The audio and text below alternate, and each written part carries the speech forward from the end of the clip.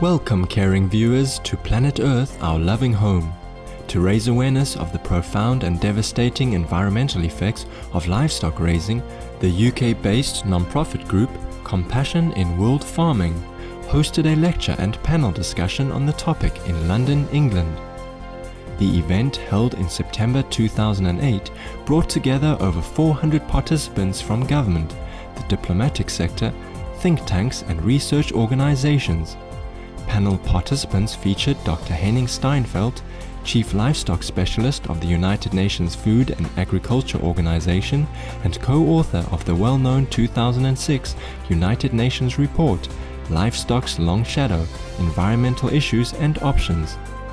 The panel also included Dr. Robert Watson, Chief Scientist of Britain's Department for Environment, Food and Rural Affairs, Felicity Lawrence, British author of best-selling books on the food industry, Professor John Poles, Senior Lecturer in Public Health Medicine at Cambridge University, England, and Compassion in World Farming's farm animal welfare expert Joyce De Silva. The lecture, entitled Global Warming: The Impact of Meat Production and Consumption on Climate Change, was given by the esteemed Dr. Rajendra Pachauri, Chair of the United Nations Intergovernmental Panel on Climate Change and a vegetarian. Media reports on the role of meat consumption in driving climate change have increased significantly since Dr. Pachauri's call in 2008 for the world to eat less meat to counter global warming. In honor of Earth Day, we now feature excerpts from Dr. Pachauri's compelling talk.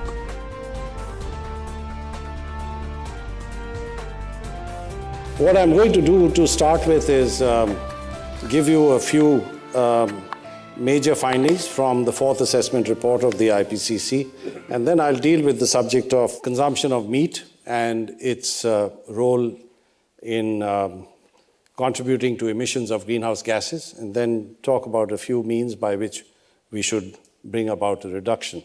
This is just a view of changes that have taken place, and these are observed changes in global average temperature, global average sea level, and northern hemisphere snow cover. And you'd notice over here that this record of temperature changes, starting with the beginning of industrialization, has had obvious ups and downs, and that's essentially because changes have taken place both as a result of natural factors as well as human-induced factors. But what is particularly significant is that in recent decades, you see that the increase in temperature has been much steeper than in previous decades. And therefore, and I'll say a little more about this later, it's largely the result of human contributions to the concentration of greenhouse gases that you find this rapid increase in temperatures that's taken place in recent decades. And if one looks at the total increase, the average increase during the 20th century, it amounted to about 0.74 degrees Celsius. Corresponding to that, the middle diagram gives you global average sea level changes. And this, if I might mention, during the 20th century amounted to about 17 centimeters. Now, you could say 17 centimeters is not a lot, but if you're living in the Maldives Islands or, on the low-lying country of Bangladesh, then 17 centimeters, which is pretty close to a foot, is really a lot. You don't even have to wait till inundation of that entire land area takes place as a result of sea level rise. But purely because of coastal flooding, because of storm surges, cyclones, there would be much greater devastation that would take place on account of a higher sea. Northern hemisphere snow cover has been going down, and you see this particularly in the case of the Arctic region, which is warming at about twice the rate of the rest of the globe. Now, in the fourth assessment report, we've come up with projections of temperature increases by the end of this century, and naturally based on scenarios of economic growth, technology changes, and other factors, there's a whole range of outcomes that one can project. And corresponding to that, we get a range of these temperature increases by the end of the century, right from 1.1 degrees Celsius to 6.4 degrees Celsius. But we've come up with two so-called best estimates, one at the lower end, which we estimated at 1.8 degrees Celsius, and at the upper end, about 4 degrees Celsius.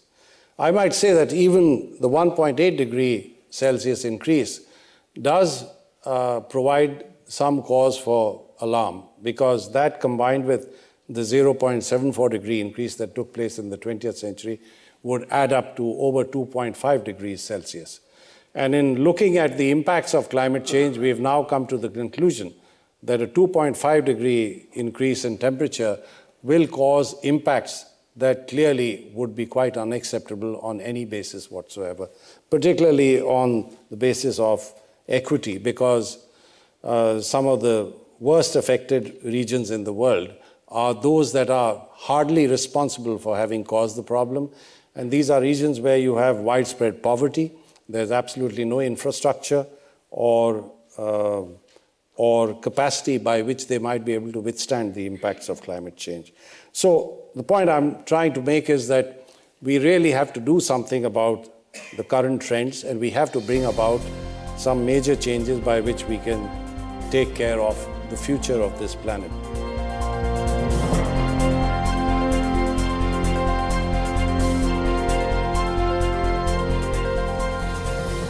You are watching Planet Earth, Our Loving Home, on Supreme Master Television. Please stay tuned, we'll be right back.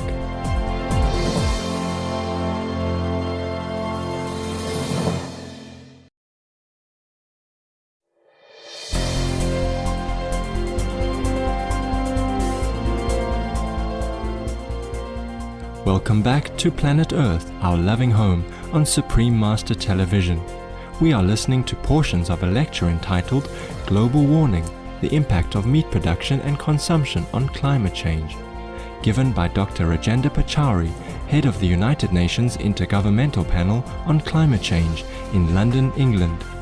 The talk was presented at a conference on the environmental effects of livestock raising, sponsored by the UK non-profit group Compassion in World Farming.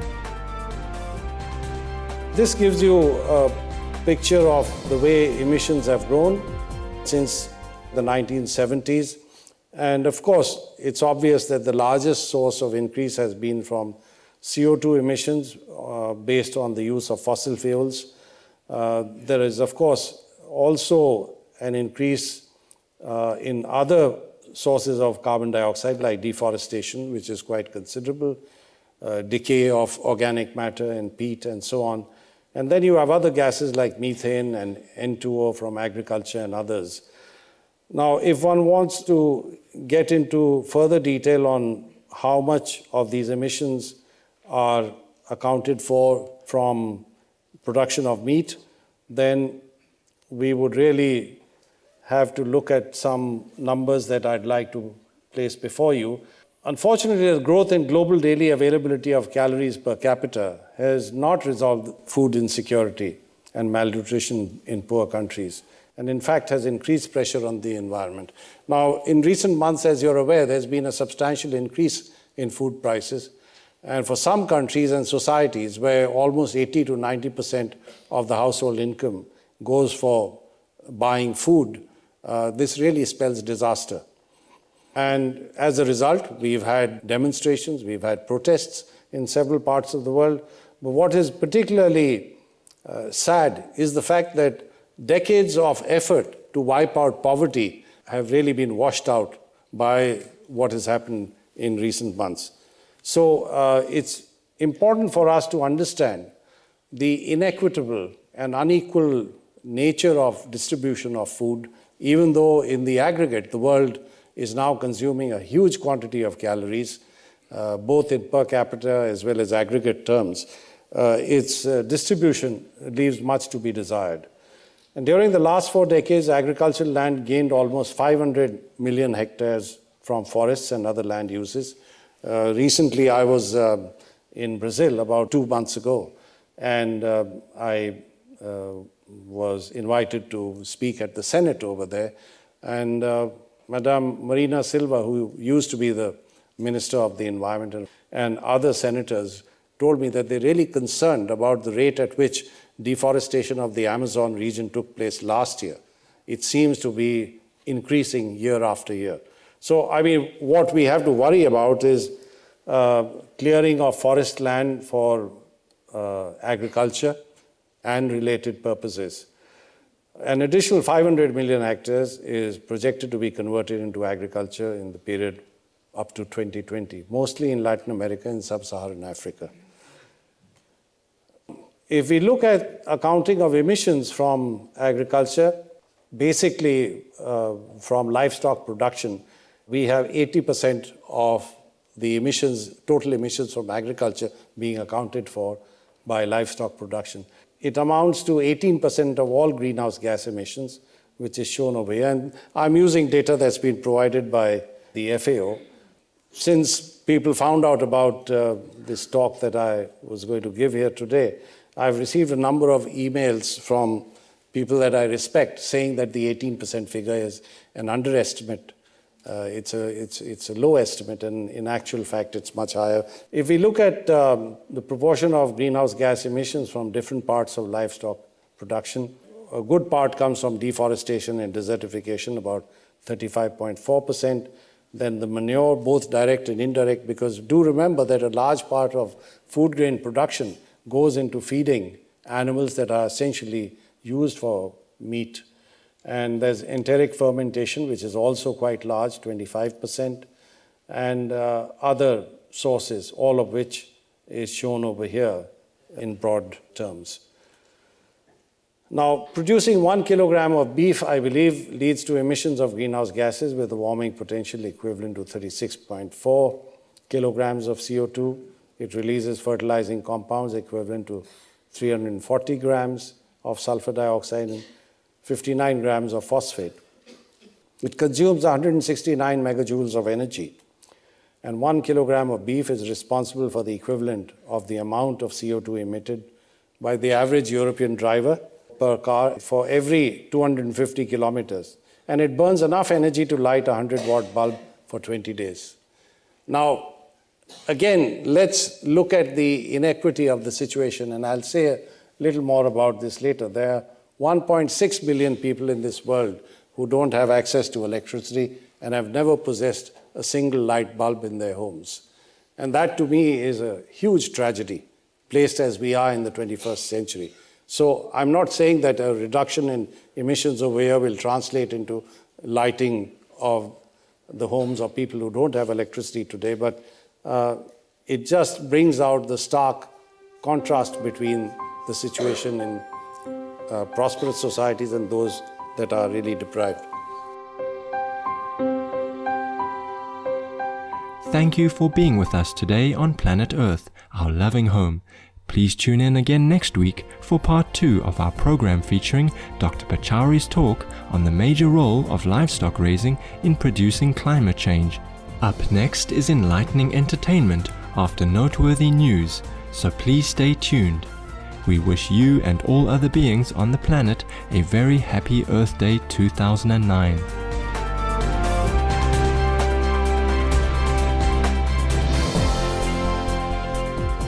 For more details, please visit www.suprememastertv.com/PE.